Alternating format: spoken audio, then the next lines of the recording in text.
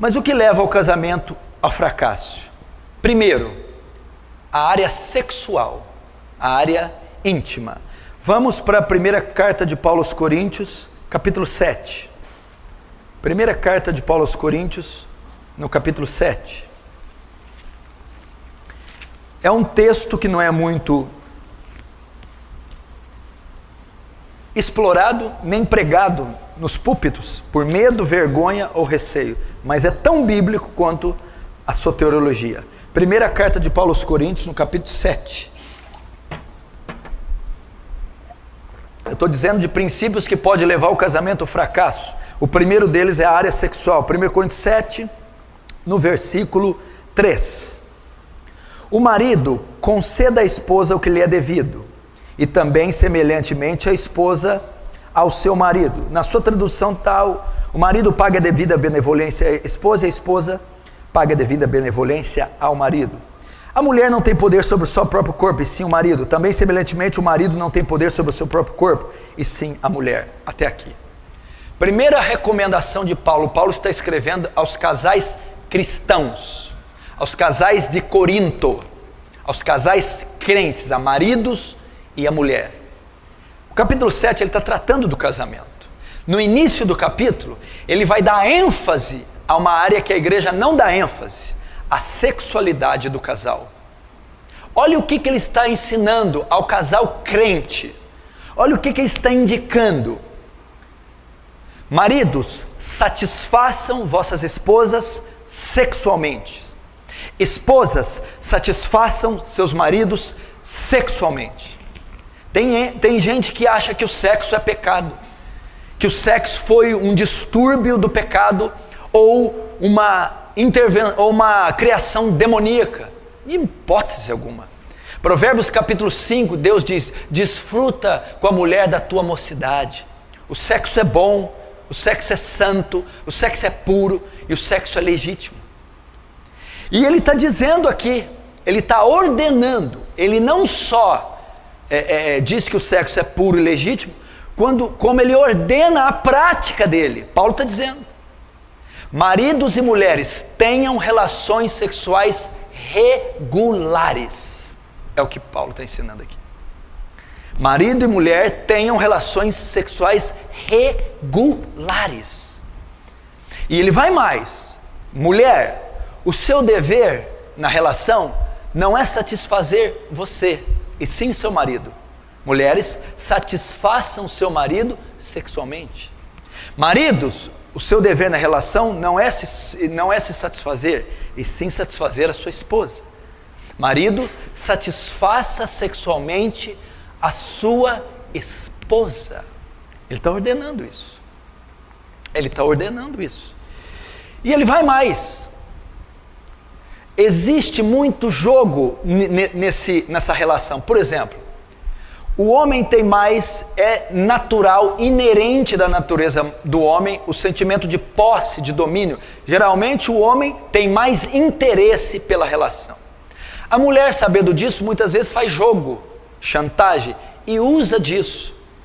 Geralmente ela que determina quando isso ocorre. Né? Não quero, não quero, e o homem não tem o que querer. A Bíblia quebra isso, ela diz assim para você: mulher, você não tem poder sobre o seu corpo, e tem o marido. Marido, você não tem poder sobre o seu corpo, e tem a mulher. Ele está querendo dizer que não pode ser rejeitado uma das partes quando há o interesse. Que o seu corpo, ou seja, a opção de satisfazer ou não pertence a você, e sim ao marido ou à esposa. Então é pecado fazer esse tipo de chantagem, esse tipo de jogo. Isso não pode ocorrer em hipótese alguma. Você não determina isso. Não, eu não quero, não vou fazer, ou eu vou usar disso para alcançar um interesse meu. Muitas mulheres fazem isso, alguns homens também. Pecado. Isso não pode ser feito. Isso é pecado. E quando isso ocorre, já começa o fracasso do casamento. Vamos mais para você ver. Olha lá. é a parte mais séria, verso 5, 1 Coríntios 7, 5. Não vos priveis um ao outro, salvo talvez por muito consentimento, por algum tempo, para vos dedicardes à oração, e novamente vos ajuntares, para que Satanás não vos tente por causa da incontinência. Aí, amém? Até aí. Não vos privais uns aos outros. Paulo está dizendo, não deixem de ter relações regulares. Não deixe de ter. Paulo está dizendo que um casal, enquanto está em atividade, 50 até 60 anos, não sei até quando o corpo biológico, fisiologicamente for permitido, não pode, hipótese alguma, deixar de ter relações regulares. Não pode haver. Se o casal tem 80 e 88 ou tem 85, não tem mais condição. Mas enquanto está em atividade hormonal, não pode deixar de ter relação regular. Só pode um caso aqui. Primeiro, mútuo consentimento. Os dois têm que concordar. Se uma parte não concordar, não pode. Olha, essa semana eu não quero fazer. Eu não concordo. Não pode. Primeiro, tem que ter mútuo consentimento. Segundo, só para uma causa, para dedicar jejum e oração. Ah, porque eu estou cansada. Não pode. Ah, porque eu estou estressada. Não pode. Para que você quer ficar um tempo? Para me dedicar jejum e oração para uma causa. Ah, não, eu concordo. Você concorda? Concordo. Para dedicar oração? Tudo bem. Se não for para isso, e ambas as partes não concordar, pecado. Não pode.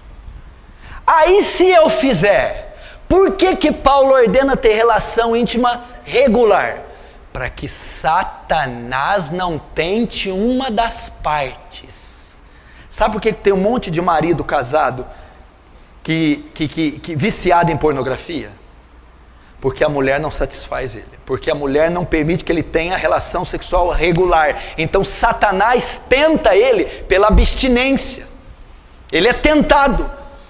Porque a Bíblia diz assim, ao solteiro digo, eu, mas não o Senhor, que fique como está. Mas se não pode ficar como eu, é melhor casar do que abrasar. Na NVI, é melhor casar do que viver ardendo de desejo. Uma vez que a mulher não tem relação sexual regular com o marido, ele fica ardendo de desejo. E Satanás tenta ele, para ele suprir a tensão sexual em outra fonte. Pornografia, adultério, prostituição. Muitos casamentos vêm ao fracasso por causa dessa área negligenciada. Olha quanto princípio eu ensinei aqui. Olha quanta coisa tem numa simples relação. Olha quanta coisa. Você está entendendo? Tenha relações regulares. Não quero. Só se as duas partes concordarem e para se dedicar à oração e jejum. E isso aqui destrói casamento. Isso aqui não é pregado, não é ensinado, não tem livro escrito, seminário, ninguém fala disso aqui, porque não pode falar no púlpito. Mas não pode falar no púlpito. Tem um capítulo inteiro destinado para isso. Como é que não pode falar no púlpito? E tá cheio de esposa de pastor sofrendo, é um horror. Tá cheio de casal de pastor, essa vida aqui é uma lambança. Pastor que pornógrafo, pastor que não supre a mulher. E aí vai, porque não lida com essa área. Cheio de diácono, obreiro, cheio de crente dentro de igreja, que é uma baderna nessa área aqui. Não tem zelo, temor, reverência, respeito com esse princípio, que é seríssimo. Então, o primeiro princípio que destrói um casamento, a relação. Por quê? Porque, olha ele, quem que Paulo apresenta aqui, o personagem que Paulo convida? Satanás. Ele vai vir. Ele vai jogar o teu marido na mão de outra. Ele vai jogar a tua mulher na mão de outro. Ele vai jogar material. Ele vai fazer o seu marido ou a sua mulher suprir a necessidade de outra forma. E a forma pecaminosa. Primeira área que traz problema.